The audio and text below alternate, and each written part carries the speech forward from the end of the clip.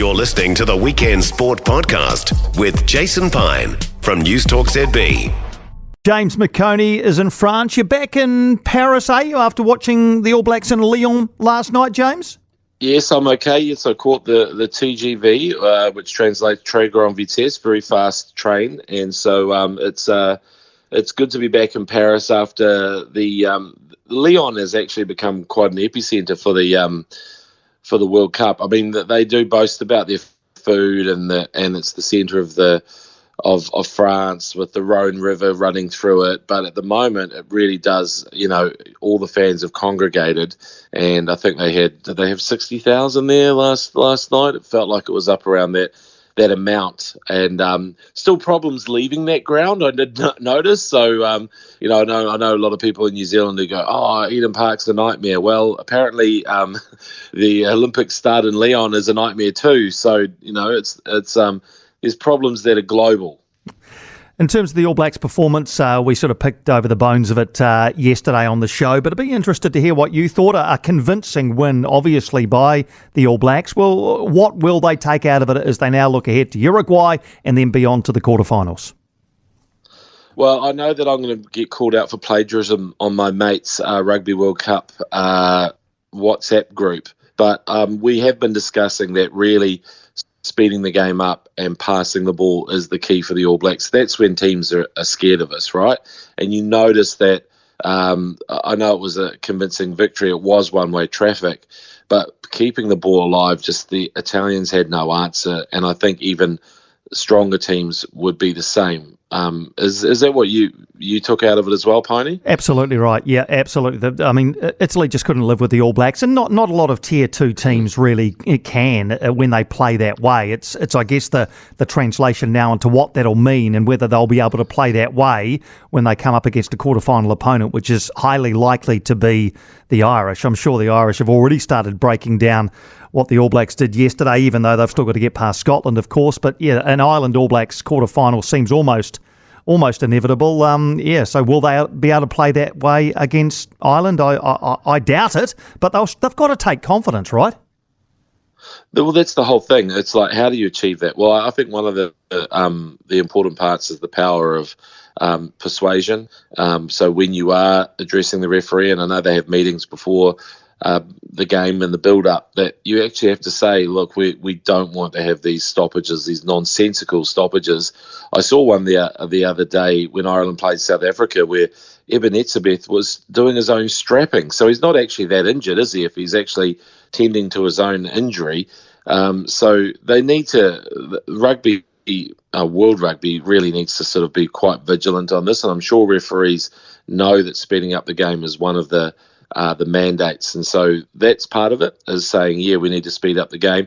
I think the other part of it, and we saw this against Fiji, Georgia, is the last gasp pass, the offload, is key. I mean, that pretty much decided the game. I think it was Botia to Hambosi the other night, and also you could argue that Ireland would have had a try if their fullback had found James Lowe in support. So really not dying with the ball. I know turnovers are too easy to get, so I think our best chance is to keep the pace up, keep the ball alive, keep it in play. I know that the old playbook is, hey, let's just settle it here and build again. But really, sometimes you're not going to get a better opportunity, especially in those big games. So let's see if we can do that. And look, Piney, I'm a fan of the fact that Roygaard has leapfrogged Christie to be the number 2 halfback, but I still feel like we need Leicester Fainga'anuku somewhere in the 23 just to bring that power. There's no one. I mean, Geordie and Rico have a bit of a power game. Maybe Talea he's slippery and powerful, but he's still a lean, mean machine, Talea. So I do feel like maybe we need something like that to break down the Irish defence. Yeah, and it'll be fascinating to see whether they do find a way, first of all, to get them in against Uruguay, and then maybe, as you say, beyond that, towards Ireland as well. 20 teams, of course, at the Rugby World Cup, which means 20 sets of travelling fans, or 19, I guess, and the French who are there already, of course. Who's caught your eye? Who's caught your ear? Who have you enjoyed mixing with and enjoyed watching support their team? Oh, I've loved the fans from Chile and Uruguay is how we're supposed to say it. But, Uruguayan fans have turned out. You can tell that, in countries like Chile and Uruguay where football is king, that they are on the outer, and their passion needs to shine through, because that's the only way their sport will ever get noticed. And really happy for them, especially Chile, to be at their just, for me, the minnows, they're just on a hiding to nothing. The Namibian game for the All Blacks, even like when you saw Italy last night, it wasn't quite what you are for, really, from an Italian team that looked like they might be like the next Argentina, if you like. They could be the upstart that could cause an upset. But no, there's a massive gulf. And I think even though World Rugby do want to expand the teams, I would say that you need to restrict it to 16 and let those other 4 teams play in a second-tier World Cup. And even though I'm sure they'll be slightly miffed about that, as soon as they play in that World Cup, you watch it. It's like when you see in those World Sevens tournaments, as soon as they play in the bowl competition, they go hell for leather. They go nuts. And so I'm sure there will be some value in a second-tier World Cup. But at the moment, I just can't see the point in having those lopsided games. Indeed. And what about the Irish fans? They're always fun, aren't they? They're always great fun. As we've mentioned already, it may well be that they're out in force in a couple of weeks for a quarter-final, but they seem to just enjoy themselves wherever they are on the globe, the Irish. They do, and they've set the standard. That's the benchmark. Ireland versus South Africa, it felt like, there were 48 planes, I think, that flew from Dublin to France, to Paris before that game against the Springboks, and of the 80,000 fans there at Stade de France, it felt like there were 70,000 Irish fans. Look, they sing, they chant, there's just a wall of sound and noise. At the end of the game, they sing Zombie by the Cranberries, absolute classic. And it's one of those songs where nobody really knows what it means, but it's provocative. It gets the people going, to quote Will Ferrell from Blades of Glory. It's one of those, you play it, it's a banger.